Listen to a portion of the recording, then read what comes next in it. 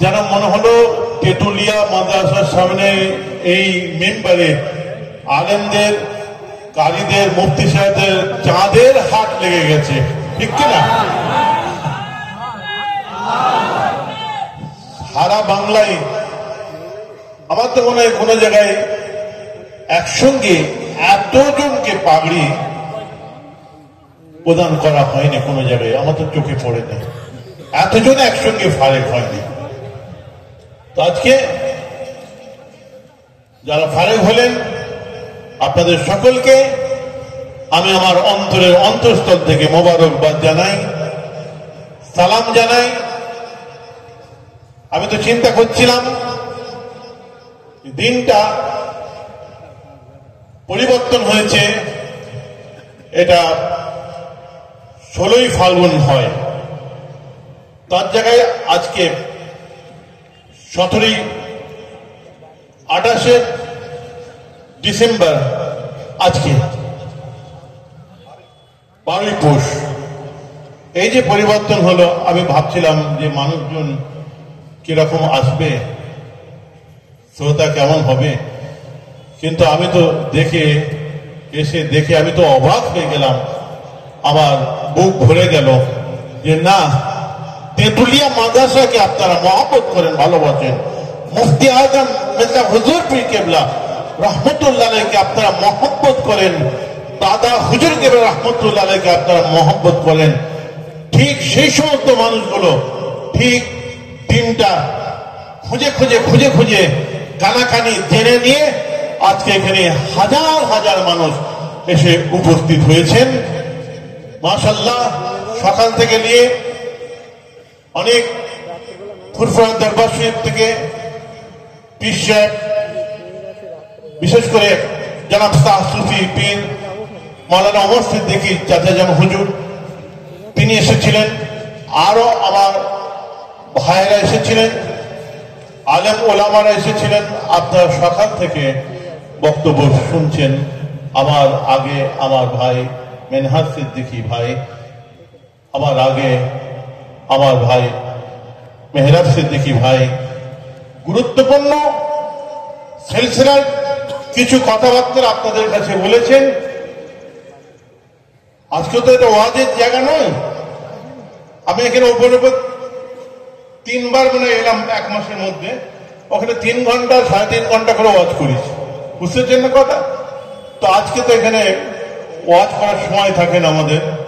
এইবারে বলুন না, এখন 2:30 বেজে গেছে, 2:45 বেজে গেছে, এখন কখন ওয়াজ করবো আমরা, আর কখন তাবারক দেওয়া হবে, আর কখন মোনাজাত করা হবে, বুঝতেছেন না? পাগড়ি দিতে দিতে এইভাবে আপনার টাইম চলে গেছে। তো আমার কথা হচ্ছে, মেজর হুজুর পীর কেবলা রহমতুল্লাহ আলাইহিকে আমার দাদা জানেন, তার তো একটা স্বপ্ন ছিল, আজকে তেতুলিয়ার আমাদের জনাব সুফি তুজাম্মেল হোসেন সাহেব তানার প্রচেষ্টায়, তারা তো একটা স্বপ্ন ছিল, আমার আব্বা হুজুর পীর কেবলা এই মাদ্রাসার মেজর হুজুর কেবলার পরে দীর্ঘ বছর ধরে তিনি সভাপতি ছিলেন। আমার ছোট চাচাজান অন্তত প্রায় 8-10 বছর শরীর অসুস্থ নিয়ে তিনিও ওখানে এসেছেন।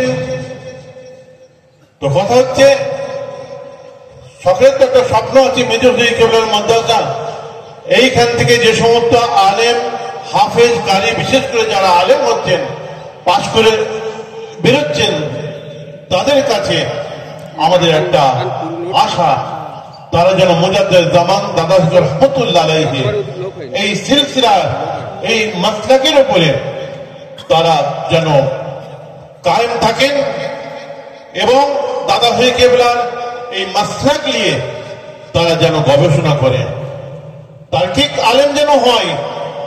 মুজাদ্দেদ জামান দাদা হুজুর রহমতুল্লাহ আলাইহির খলিফারা একটা ডিস্ট্রিক্টে একটা করে খলিফা ছিলেন, সেখানে আলেমের দরকার হয়নি।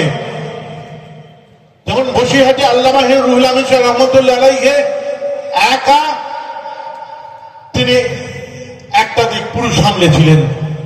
বাংলাদেশের আল্লামা নিসারউদ্দিন সাহেব রহমতুল্লাহ আলাইহি তিনি একজন আলেম, তিনি আর একটা দিক সামলেছিলেন। এইভাবে খলিফারা সিলসিলা খেদমত করেছিলেন। তো এখন আমাদের তো আশা থাকবে যে আমাদের মাদ্রাসা থেকে এত বড় বড় আলেম হচ্ছে, তারা আমার মুজাদ্দেদ জামান দাদা রহমতুল্লাহ আলাইহির সিলসিলার জন্য কিছু বলুক। বর্তমান সময় তো আপনারা দেখছেন কত রকম সমস্যা, কত রকম কথাবার্তা, সেইখানে কারা উত্তর দেবে? আমাদের তো দাবি আছে তো আমাদের ছেলেদের উপরে। তো এরা যখন বেরিয়ে যাবে, বেরিয়ে যাওয়ার পরে ফুরফুরা মাদ্রাসায় সারা বছর সেখান থেকে অনেক ফারেক হয়ে যাচ্ছে। সেখানে আমি বলি যে গিয়ে অন্তত ফুরফুরা সিলসিলার বইপত্রগুলো মুফতি আজমের তাফসীর রহমতুল্লাহ আলাইহির মাসলাক আলেম আলাদা জিনিস, একটা মুহাক্কিক আলেম, কিন্তু দাদা হুজুর রহমতুল্লাহর মাসলাকের উপরে যদি তার যে নলেজ না থাকে তো সে তো ফেস করতে পারবে না। স্রোত তো মুজাদ্দেদ জামান দাদা হুজুর রহমতুল্লাহ আলাইহির চলছে, স্রোতের বিপরীত দাঁড়ালে হবে না। এই বাংলার বুকে যত দল আছে, যত জামাত আছে, এই মুফতি সাহেব বলেন, অমুক সাহেব বলেন, তমুক সাহেব বলেন, সব সাইনবোর্ডটা কিন্তু ঠিক রেখেছে দাদা হুজুর, বুঝলেন না? সাইনবোর্ডটা ঠিক রেখেছে, কিন্তু ভেতরে ছুরি রেখে দিয়েছে, আস্তে আস্তে গোড়া কাটছে। সাইনবোর্ডটা দাদা হুজুর, কেন? যে দাদা হুজুর ছাড়া হালে পানি পাবে না, ঠিক কিনা?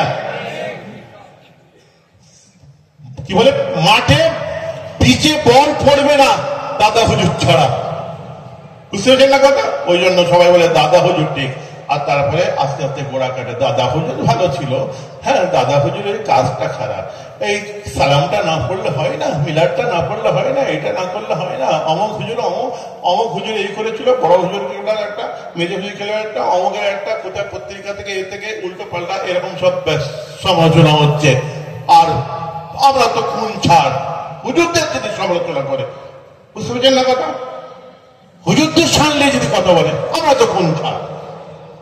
তো দেখছি তো সিলসিলা এবং সিলসিলার বাইরে সব জায়গায় এই একটা ফুরফুরাকে কি করে দামিয়ে রাখা যায়, ফুরফুরাকে কি করে ছোট করে রাখা যায়। আমাদের এত বড় বড় মাদ্রাসা, এত আলেম হাফিজ কারি মুফতি এখান থেকে বের হচ্ছে, কিন্তু এ কথা কেউ বলে না, এ কথা কেউ বলে না, এই নিজের ঢোলটাই বাজে। তো সবাই যখন ঢোল বাজাচ্ছে, তাহলে আমাদের এই তেঁতুলিয়া মাদ্রাসা থেকে যে ছাত্ররা পার হচ্ছে, তো তারা তাদের ঢোল বাজাবে না? তাদের একটা দায়িত্ব থাকবে না?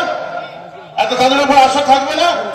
আমার সিলসিলার দাদা হুজুর রহমতুল্লাহ আলাইহির ভক্ত মুরিদ আপনারা বড় কষ্ট করে টাকা পয়সা খরচ করে, হ্যাঁ এইখানে ছেলেদেরকে পড়তে পাঠিয়েছেন। আপনাদেরও তো একটা আশা আছে। এই মুজাদ্দেদ জামান দাদা হুজুর রহমতুল্লাহ আলাইহি, তিনি তো খালি পীর ছিলেন না, তিনি জামানার মুজাদ্দেদ ছিলেন, তিনি আমাদের উলিয়া আমল ছিলেন। বর্তমান সময়ে যদি তার কথা আমরা না বলি, তার নিয়ে যদি না লড়ি, তাহলে পরের জেনারেশন যারা, তারা জানবে কি করে?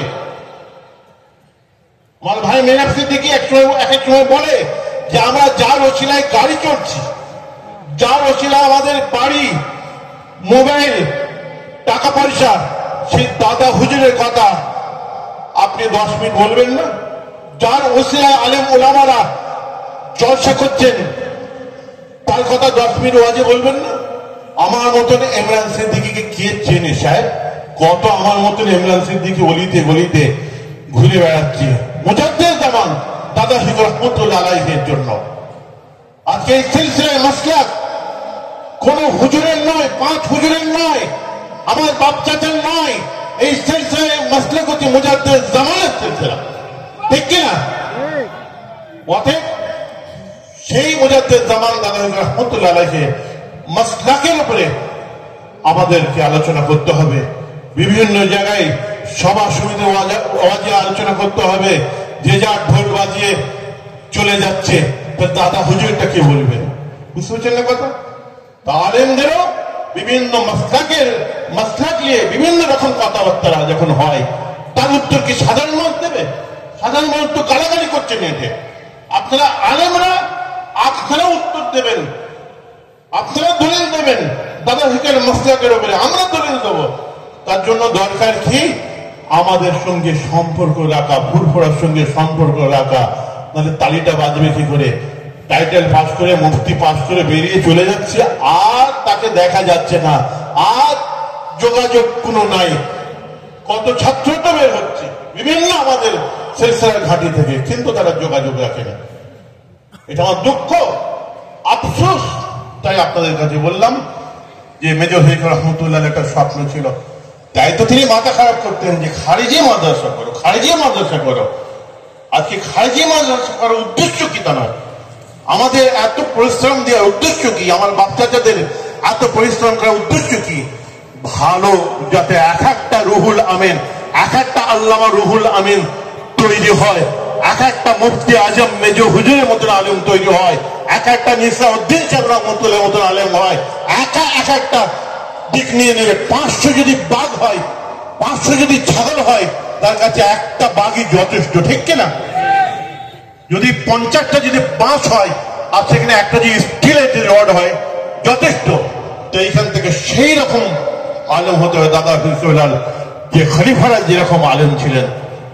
যাই হোক, আপনারা শিক্ষিত মানুষ, আপনারা আমাদের কথাটা বুঝতে পেরেছেন।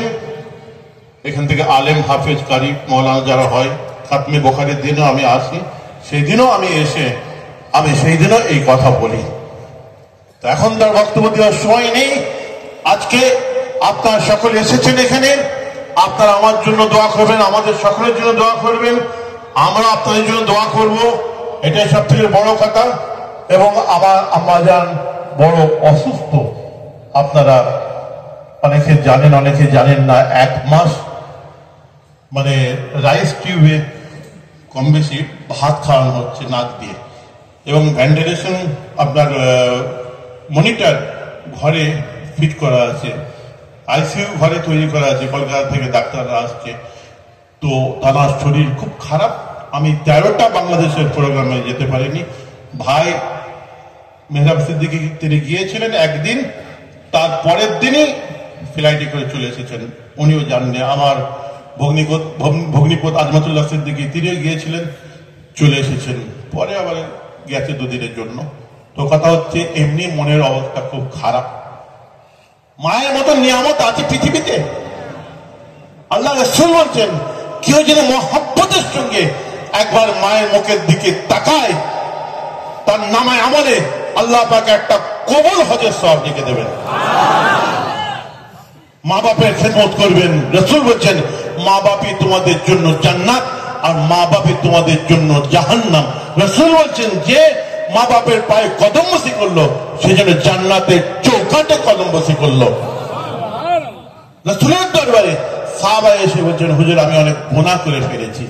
আল্লাহ রাসূল বলছেন, তোমার মা বেঁচে আছে? না ইয়া রাসূলুল্লাহ, ইয়া হাবিবাল্লাহ, আমার মা বেঁচে নেই। মায়ের বোন খালা বেঁচে আছে? বলছে, হ্যাঁ হুজুর আছে। যাও, যে খালার সেবা করো, খালার খেদমত করো, তোমার সমস্ত গুনাহকে আল্লাহ মাফ করে দেবেন। 10 মিনিট 5 মিনিট যতই ব্যবসা করেন, দোকানদারি করেন, একটু বুড়ো হয়ে গেছে, মা বাবার কাছে যে বসবেন, ওর মন থেকে ছেলে সরাতে পারবেন না। সন্দেশ খাইয়ে, ফল খাইয়ে, টাকা দিয়ে ছেলের মহব্বত ওর অন্তর থেকে সরাতে পারবেন। ও সবসময় ছেলে ছেলে ছেলে ছেলে করবি। আফসোস লাগে, আমাদের কাছে এসে বলে তো অনেকে এরকমও আছে যে এখনো মা বাপকে কষ্ট দেয়, মা বাপের গায়ে হাত তোলে, মা বাপ চোখের পানিতে ভাত খাচ্ছে, বুড়ো মা এখনো রান্না করছে। খুব সাবধান, শেখো বিষ নিয়ে খেলা করবেন না। রাসূল বলছেন, জাহান্নাম এবং জান্নাত। তো কথা হচ্ছে, আমাদেরকে মা বাপকে ভালোবাসতে হবে। তো দুনিয়ায় জলসা মাহফিল বহু কিছু হবে, কিন্তু মা হবে? সমস্ত বাংলাদেশের প্রোগ্রাম ক্যান্সেল করে দিয়েছে। দিয়ে আমি ঘরেই আছি। আজকে আমার এত দেরি হয়ে গেল, তাই এইখানে পর্যন্ত আমি গাড়িতে আসলাম, যে হাঁপ লাগবে অত হেঁটে আসতে। যাক, আপনারা সকলে আজকে দোয়া করবেন, আমি আপনার জন্য দোয়া করব। আমাদের যারা হাজী নুরুল সাহেব, তিনি কিন্তু একটা লেভেল আছে, পার্টির লেভেল আছে, কিন্তু তিনি এইখানে আসতেন, এসে চেয়ারের পাশে আব্বাজান চাচাজানদের পাশে বসে থাকতেন, এই মাদ্রাসায় কিছু শরীক হতেন অ্যাজ এ এখানকার সদস্য হিসাবে। তো তিনি দুনিয়ায় নাই, তার জন্য দোয়া করবো। তার ছেলে এসেছেন, হ্যাঁ, ছেলের জন্য জোড়াতে দোয়া করবেন। আনোয়ার ভাই উনি আজকে আমার হাতে মাদ্রাসার জন্য 10,000 টাকা শরীক হয়েছেন ওনার আব্বার নামে। সকলে বলুন মার হাবা, সকলে বলুন মার হাবা। আনোয়ার ভাই বলুন জিন্দাবাদ, আনোয়ার ভাই বলুন জিন্দাবাদ, নারে তাকবীর।